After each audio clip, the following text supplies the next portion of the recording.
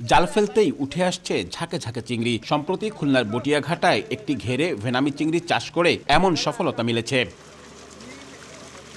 2 দফা পরীক্ষামূলক চাষের পর চাষিদের দাবিতে 2023 সালে দেশে ভেনামি চিংড়ির বাণিজ্যিক চাষের অনুমোদন দেয় মৎস্য বিভাগ। এরই ধারাবাহিকতায় 2025 সালে খুলনার বটিয়াঘাটা, দাকোপ ও পাইকগাছায় 8টি প্রতিষ্ঠান বাণিজ্যিকভাবে ভেনামি উৎপাদন করে এবং উল্লেখযোগ্য সফলতাও পায়।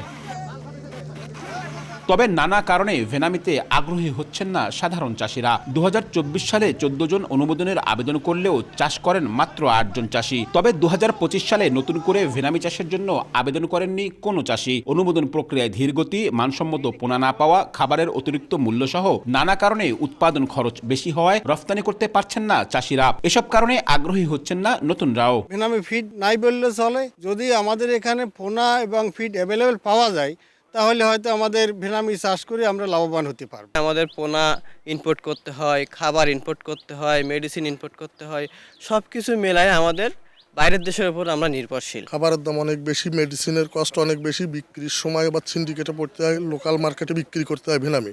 পোনা উৎপাদনের অনুমোদন প্রক্রিয়ায় ধীরগতি ও আমদানিকৃত পোনায় অতিরিক্ত করের কারণে সময়মতো পোনা মিলছে না বলে জানান হ্যাচারি মালিকরা, যার প্রভাব পড়ছে রফতানিতেও।